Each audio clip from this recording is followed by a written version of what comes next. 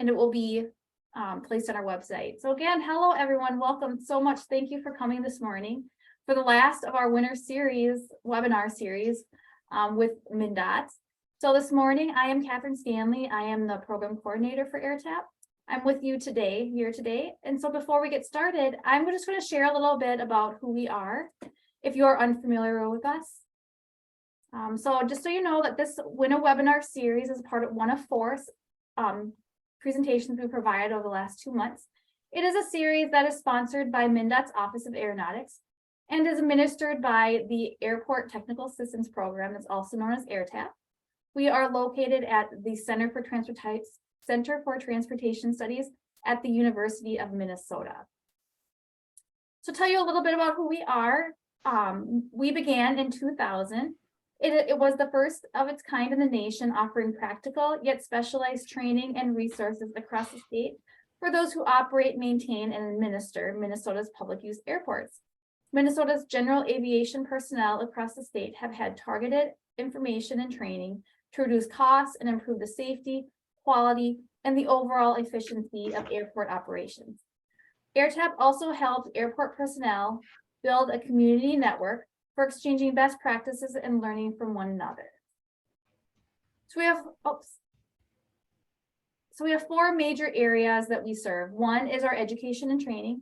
In addition to these webinars that we've been putting on, we also help coordinate the annual Minnesota Airports Conference. This year it will be the last week in April, the 26th through the 28th on Arrowwood in Alexandria. We also provide technical assistance. We provide access to experts, and we also have resources, both printed and electronic, on our website. As I mentioned earlier, this is a part of a four-part series.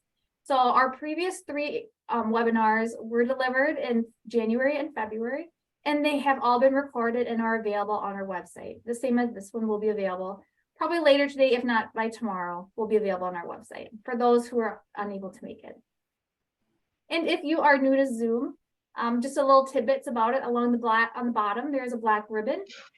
There is a mute and unmute, so you can feel free to unmute yourself if you want to have a direct conversation with our speakers today.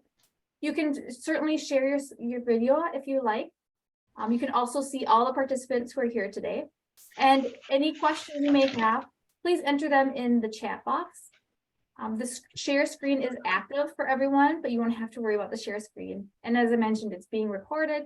And feel free to use any of the emojis that are available for you today. And with that, I am going to hand it over to Erica Johnson. She is with MnDOT Aeronautics. Thanks, Catherine. I will share my screen here.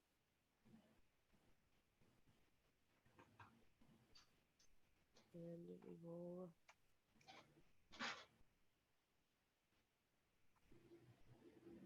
Everybody can see the screen. It looks great. Right. And I'm going to take off my video so not to distract as much. Thank you everybody for coming. My name is Erica Johnson. I'm with MnDOT Aeronautics, the development section in the central region. And we're going to be talking about grant reimbursements, credit apps, and funding today for AirTAP. So I'll let each of us kind of introduce ourselves quick. Again, I'm Erica Johnson, so I'm the Assistant Central Region Development Engineer. And Jason, if you want to introduce yourself. Yeah, so my name is Jason Roddy. I'm a peer of Erica's, so I work in the North region. I'm an assistant engineer with Airport Aeronautics.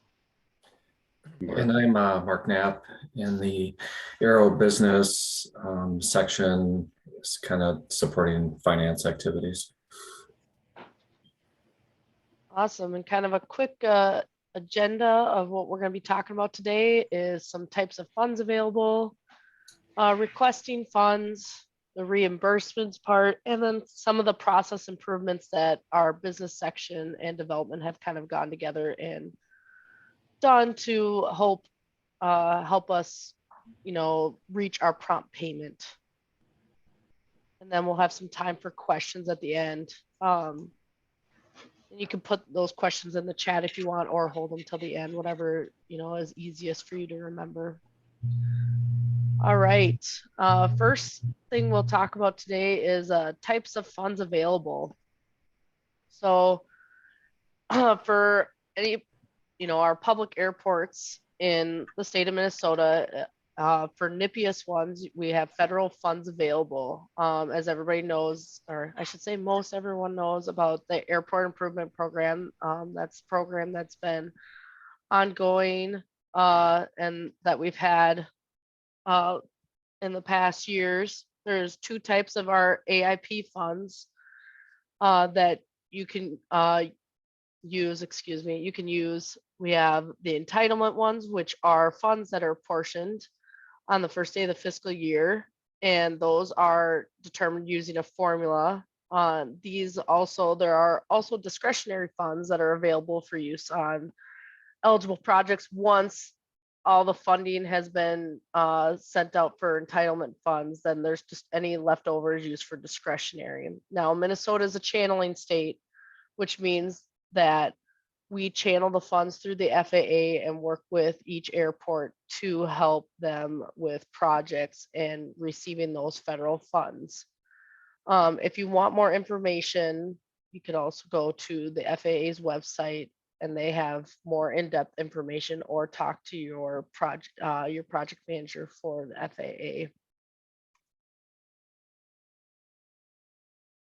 FAA. So what's been new, as everyone knows, there's been the CARES Act funding that's most airports in Minnesota have used up their CARES Act fund. There are a few airports that are still using them up, and then we also have the ARPA and CRISA, but the newest funds that have been available just this past year was the bill funds, or the bipartisan infrastructure law funds. These are new fundings as of fiscal year 22, and there's two types that are available to the airports themselves. You have the Airport Infrastructure Grant, the AIG, and those are the funds that have been allocated and are specific each year for each eligible airport based on the AIP entitlement formulas. So they put out money similar to how the CARES funding was done, and AIP in general, where each airport is allotted money. So last year there was a total initial amount available of 59 million, and what our Minnesota airports have put under grant so far is about 2.7 million of that amount. Now these funds are also still available to be used at a later time. And then there's a competitive part of the airport terminal program, and these funds have been appropriated to provide competitive grants for the airport terminal development projects that address the aging infrastructure of the nation's airport. These are more competitive. The state of airports in Minnesota were lucky enough to get 7 grants this past year for the ATP. And these are more competitive to help with more of the terminal parts. So for larger airports, more regional airports that have terminals, whether it be MSP, like boarding bridges, or other means to support terminals in their aging infrastructure. Then we kind of go more into depth into state funds. Now state funds, we kind of have 3 major key parts that our funding goes through. We have the main state airport construction grant program, which is what everyone enters their information on the CIP for, and these are eligible projects awarded based on determination that the improvement is a justifiable benefit to the air traveling public. And these are projects that include construction, planning, zoning, environmental, land navigation, and fuel systems, those such projects. These are projects that are these are all available to any public airport in our system, and whether it's NPIAS or non-NPIAS. And These can be these funds are used to, whether it be a fuel system or can excuse me, I'm kind of losing my train of thought, excuse me. These can also be for projects that the FAA won't cover or on their AIP program.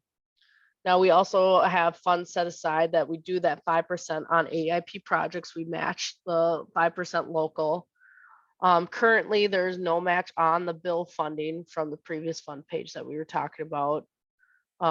That is still ongoing, whether we will be able to match or not. And as of right now, it's a no.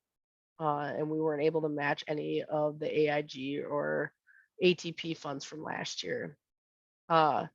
And then we have M&O funds, and most airports in our state system receive an allotment based on their airport infrastructure. So there's a formula that is done to determine the amount for each airport, the amount they get for M&O funds, and this can be used on routine maintenance inspections or parts, plowing, any type of maintenance and operation expense at the airport. And for anybody that has more information that excuse me, if they need more information regarding M&O funds, you can contact Jennifer Bonneman in our office. She's our M&O grant specialist. Next is requesting funds in the grant process overview. So kind of wanted to give a little small overview of kind of what we are looking for when you're submitting for a grant.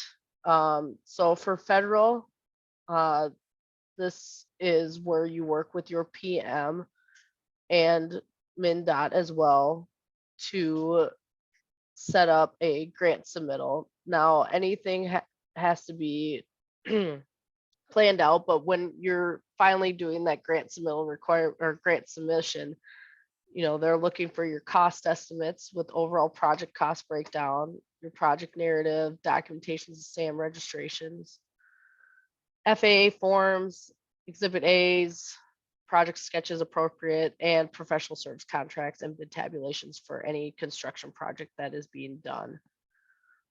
These are what the feds look for, and you can also work with your consultant engineer on these items when submitting. And I know submissions are due here, I believe, soon for for AIP grants that come out in August. So kind of just a quick overview of what the timeline of a federal grant for a pavement maintenance is. You first identify that need for that project and get some estimates for costs, like high level estimates. You add that project to the federal CIP for the correct fiscal year, and then you work with your consultant to develop that scope of work. You can also set up CIP meetings with FAA to kind of help plan out, upcoming projects, and submit a pre-application in the fall, which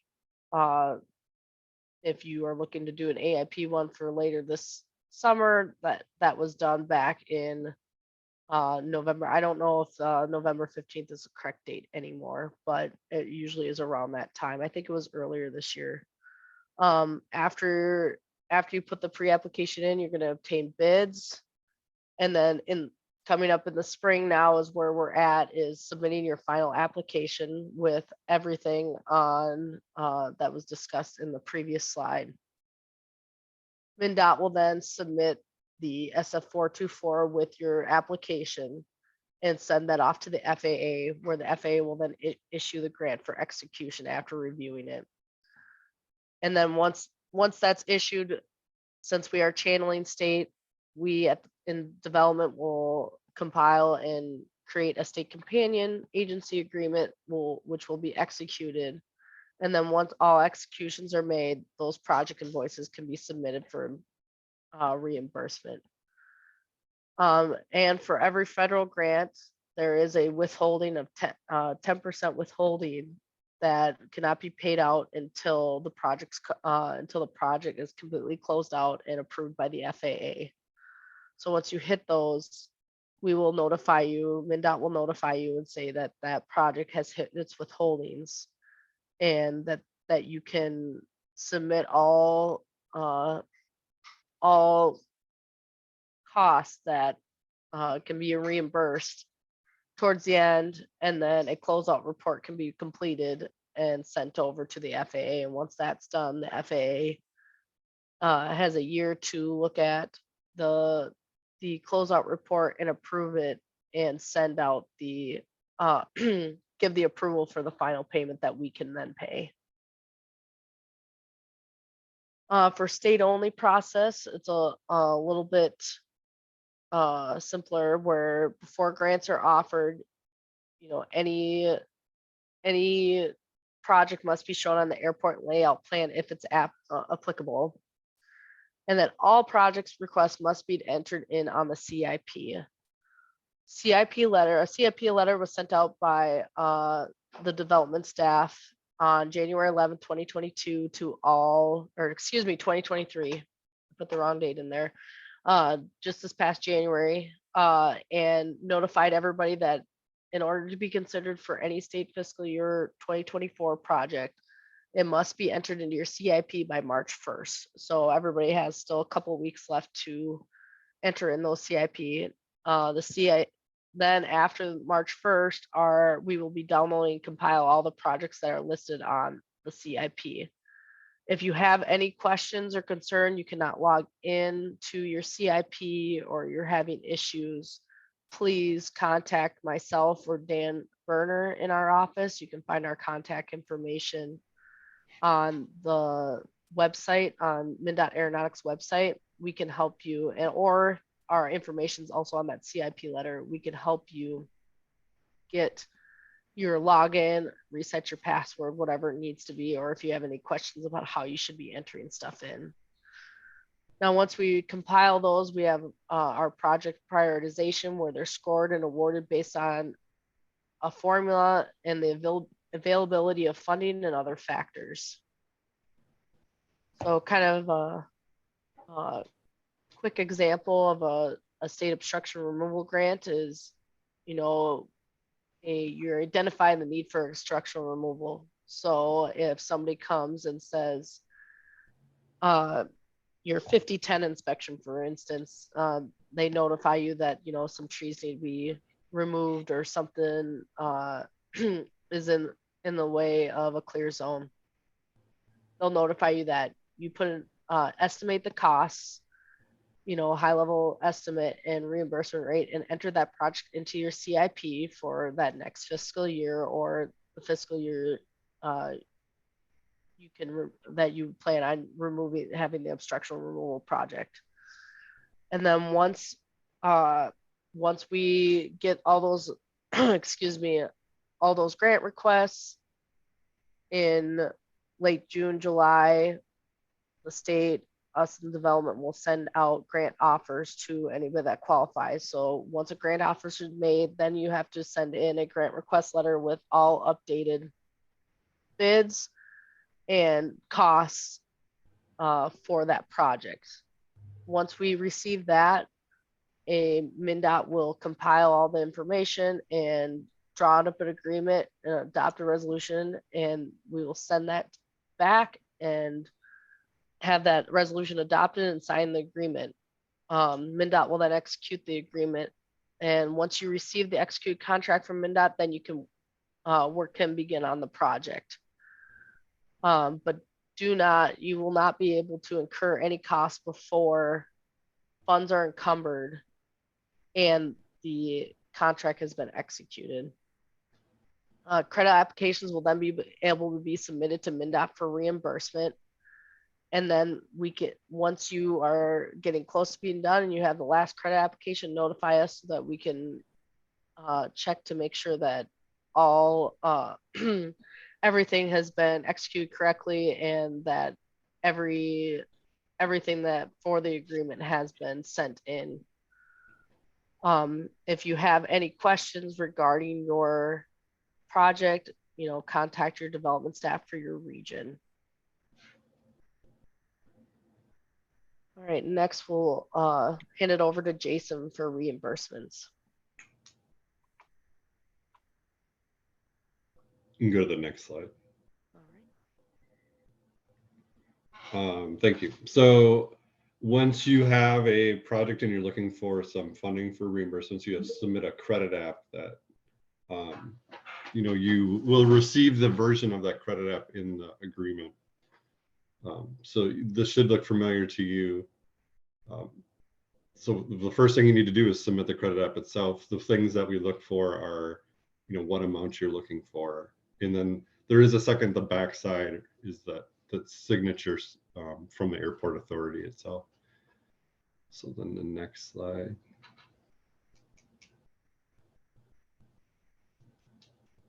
Can you go to the next slide, please? Oh, yep, sorry. Also with that credit app, we were looking for an invoice of what the project actually was. So this is just an example of an invoice from the project, and so some of the things that we're looking for, is the work consistent with what the project was? Is the funding, or is the work that's being done eligible for the use of that funding? And then in the, I don't know if you call them bid tabs or the cost split, we make sure that those match, if it's a 95-5 split or a 70-30 split, that money is being consistently distributed amongst the project. And then again, we're also looking to see that the amounts are always the same. Next slide. So one thing that we've decided we're going to start doing here recently, and I think this is a good, hopefully we can capture a lot of people with this presentation. There has been some updates to the MnDOT grant policy. And one of the requirements or guidances that have recently been changed is, and maybe it hasn't recently changed, maybe we just haven't been consistent with it, is that we're supposed to be reconciling our projects by showing some sort of proof of payment. And so our approach will be to ask that you are providing some sort of proof of payment with each credit application. And this is also something we're looking for consistency across the state. So like all regions will be asking for the same guidance when it comes to this. So some of the things that we accept for proof of payment is like an accounting ledger. That's the example that's on here, just something that says this was paid. And again, the amounts match the invoice, which matches the credit application. You could also provide a bank statement, an image of the process check, including the front or the back. This is kind of a newish thing that we've just started implementing. Some people have been providing it all along. Again, we're just kind of looking for some consistency as we move forward. You will start seeing some other changes as we get more compliant with the guidance policies. So you should start expecting to see a few different variations. And again, we'll let you know of those things. I also don't think, like, none of this is going to be retroactive. It's just going to be how we move forward. And the other thing too is if you have any questions on what works for you as proof of payment, please feel free to work with us. We're more than happy to, walk you through what could work, or, we don't want this to be some arduous task. So I'm just letting you know it is a change, but we're willing to work with you for what works best for you. I don't think I have anything else. Is there another slide for me? I don't think I have another slide. I think it's marked now. All right, thanks, Jason. Yeah, so these next 3 slides will be kind of on the tracking process, if you will. So if you flip to the next slide, then so we have a tracking process implemented, and this is to really better enhance our previous process. So for starters, we are trying to reiterate that for all these credit applications that they go to the airport development at state.mn.us email box.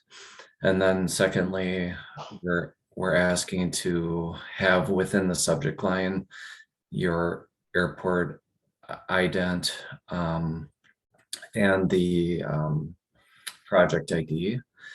And a good example, would be for Hibbing, you could, it'd be HIB and then the appropriate SP number. So what that does is then that helps further route to the appropriate region. So then it can get tagged and, continue with the tracking process. These drawdowns, we kind of, instead of it being kind of more random, we've provided some structure to the drawdown. So the first and third Tuesdays of each month, we're doing the AIP funding.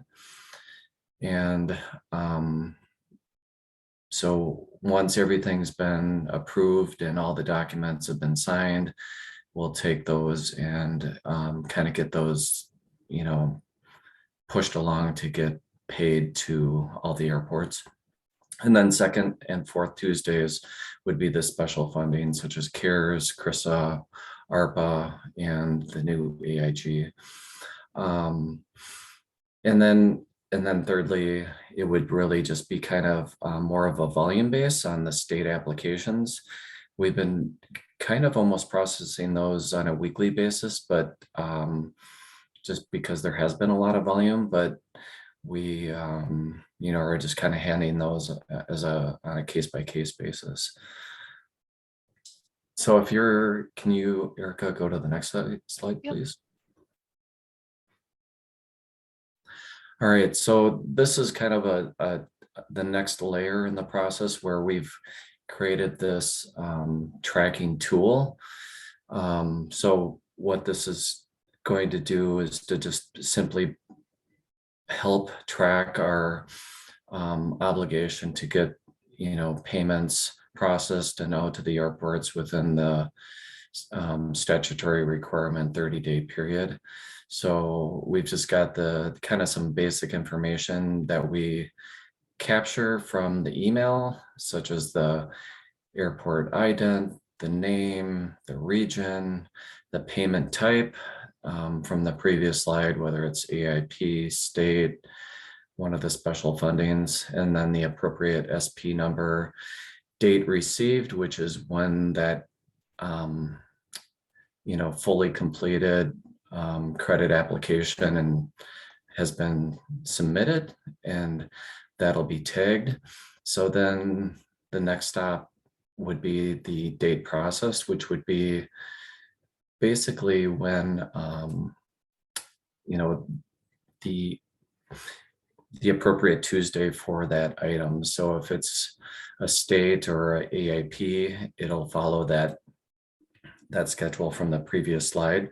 So then it'll be processed, and then usually within a few days after that, then the completion date is when those funds have essentially left MnDOT to go to the airport. And then the final column is just a number of days counter. So we're able to kind of, in a one-stop shop, really just identify where we're at on all the, payments and basically kind of hone in on the ones that may need, attention if they're getting delayed.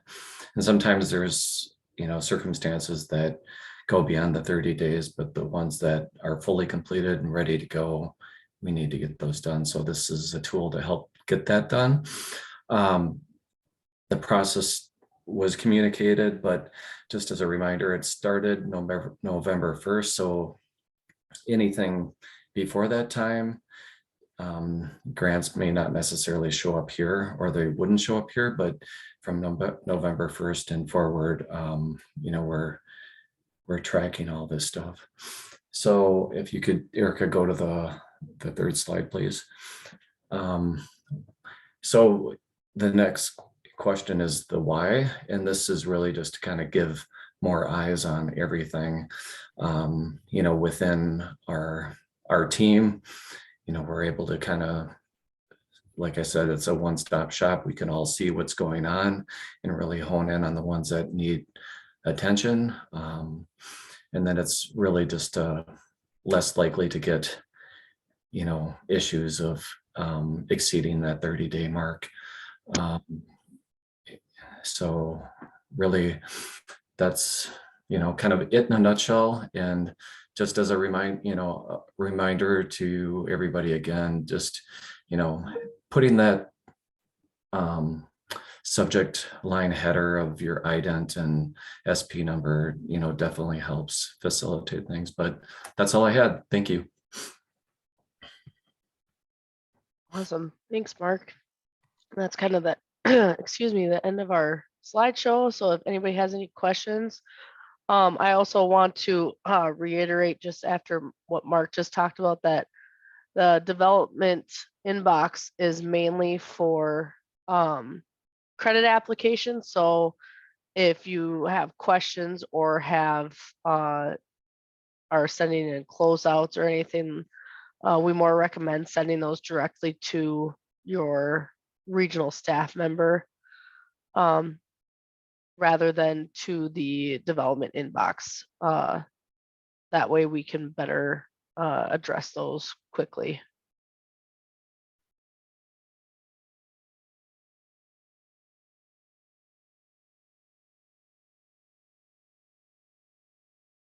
Well, if I can, I'm trying to see if they're. I don't see any either. Well, if there aren't any questions, you know how to reach Eric, Jason, and Mark, and the rest of the MnDOT team.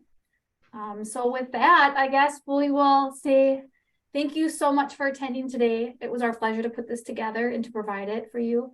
As I said, this is recorded. We'll be posting on the website, and I'll be sending out later today just a follow-up email thanking everyone for attending and with a brief survey if you're able to complete that. So with that, thank you, Erica, Mark, and Jason for delivering this valuable information.